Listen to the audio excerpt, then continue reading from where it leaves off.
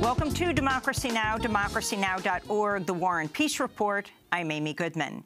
Senate Republicans narrowly pushed through a procedural vote to open debate on plans to repeal and maybe replace the Affordable Care Act Tuesday, but then suffered a defeat only hours later when Republicans failed to muster enough votes to pass their replacement bill.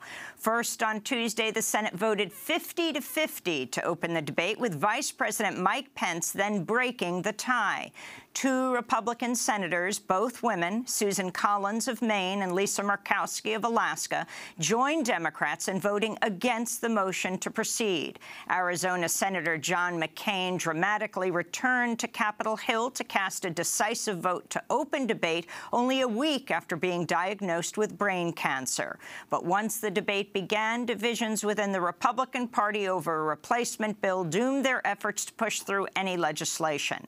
9 Republicans joined Democrats in rejecting the first health care proposal, which would cause more than 20 million people to lose their health insurance in the next 10 years. The Republicans needed 60 votes to pass the bill, but ultimately received only 43. Throughout the day, Republican lawmakers faced massive protests in the Senate chamber, at offices across Capitol Hill, and even on the doorsteps of their own homes. Nearly 100 people were arrested throughout the day. This is one activist speaking during an early morning protest outside Ohio Senator Rob Portman's home. Her name is Charlie. Her name is Charlie. She was born at 26 weeks.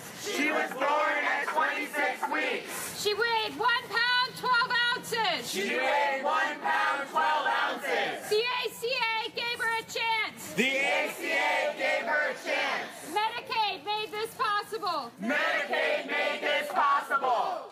A yes will steal her future. A yes will steal her future. She is my daughter. She is my daughter. And I will fight. And I will fight. Until we win. Until we win.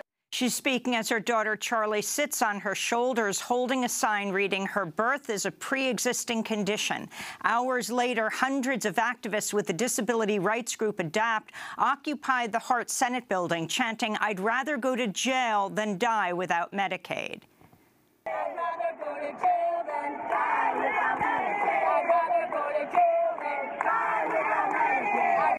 At least 64 activists with ADAPT were arrested, many of them in wheelchairs. Faith leaders also held a rally and mock funeral march for the thousands who could die without insurance if Republicans repeal the Affordable Care Act. This is Tracy Blackman, Executive Minister of Justice and Witness Ministries for the United Church of Christ. I am coming here today from the bedside of a dear friend's sick daughter who would not likely still be among us if it were not for the Affordable Care Act.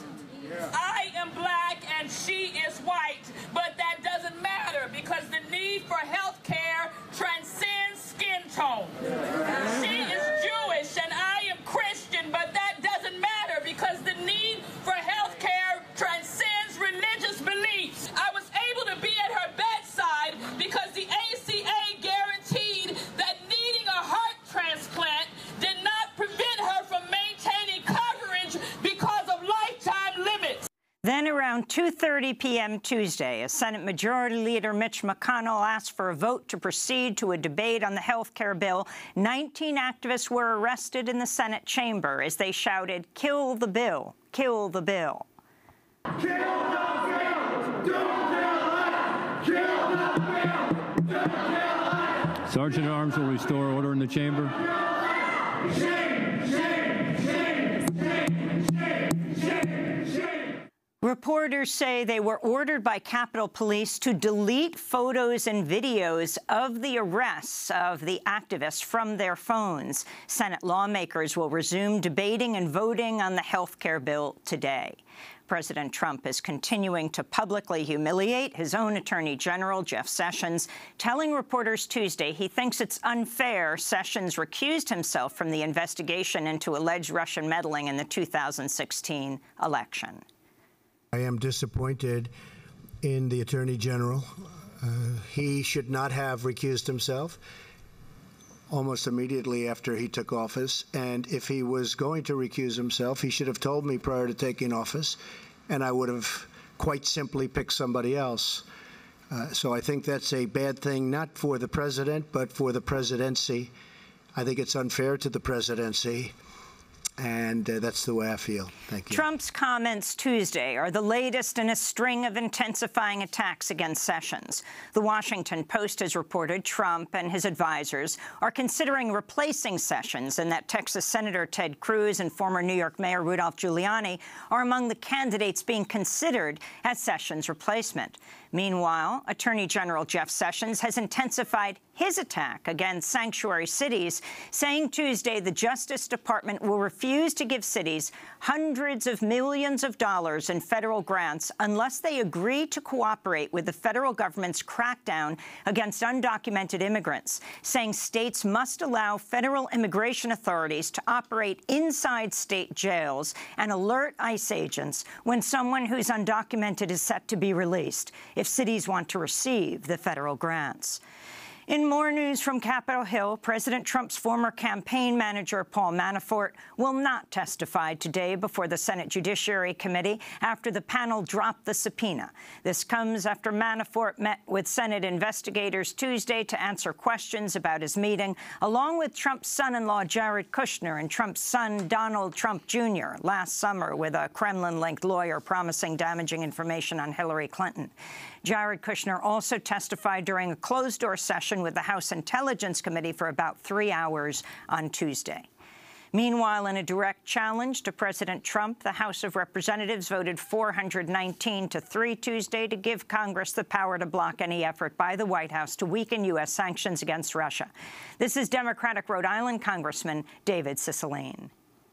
And we simply cannot allow any foreign power to interfere in our electoral process.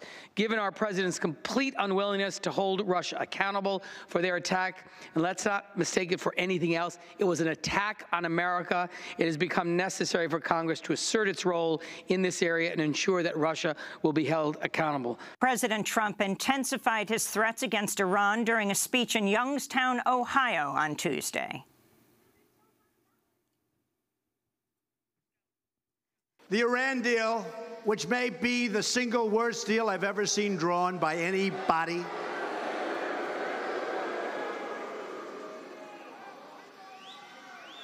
if that deal doesn't conform to what it's supposed to conform to, there's going to be big, big problems for them. That I can tell you. You're going to see that. These threats come despite the fact that the Trump administration begrudgingly certified that Iran has complied with its obligations under the Obama-brokered nuclear agreement last week.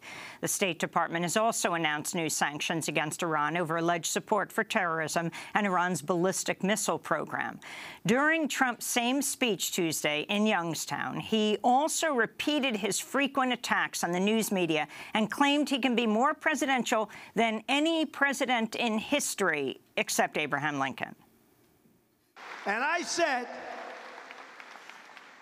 with the exception of the late, great Abraham Lincoln, I can be more presidential than any president that's ever held this office. Republican Senator Susan Collins of Maine and Democratic Senator Jack Reed of Rhode Island were caught on a hot mic expressing concern that President Trump is crazy.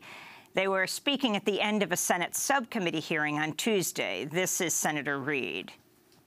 This is crazy. I mean, I don't say that lightly and as a kind of, a goofy guy. And that was Senator Collins saying she's worried. Earlier this month, more than 20 Democratic lawmakers expressed support for a bill introduced by Maryland Congressmember Jamie Raskin that would create a commission to determine if the president is mentally or physically unfit for office. Palestinians have vowed to continue protesting the new Israeli security measures being imposed at the Holy Al-Aqsa Mosque in Jerusalem, saying the new proposal to install surveillance cameras is just as bad as the metal detectors Israel installed earlier this month, sparking massive protests. Palestinian activist Mohammed Abu Ahmos said, quote, "Above all else, this is an issue of control and power. I want to go in and out of the Al-Aqsa as I please. Who are they to surveil me?" he asked. Israel was forced to remove the metal detectors after widespread protests and violence, which killed 7 people, 4 Palestinians and 3 Israelis. Israeli troops have also injured more than 1,000 Palestinian protesters by shooting them with live fire, rubber-coated steel bullets, tear gas, and stun grenades. Amnesty International says heavily armed Israeli troops also raided a Palestinian hospital twice during the protest on July 17th and July 21st, harassing the staff and chasing wounded protesters who were trying to receive treatment after being attacked by the soldiers. The hospital's head of reception, Talal Al-Sayed, said, quote, "They invaded the entire hospital. They even entered the neonatal unit. What do they want in there? It was pure terrorization of the patients," unquote. In Afghanistan, at least 26 Afghan soldiers have been killed in a Taliban attack on a military base in Kandahar province on Tuesday.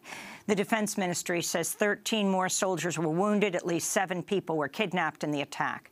Meanwhile, the Afghan Journalist Safety Committee says at least 10 journalists have been killed in Afghanistan so far this year. The group says the Taliban and ISIS militants are responsible for the majority of the attacks against media workers in Afghanistan.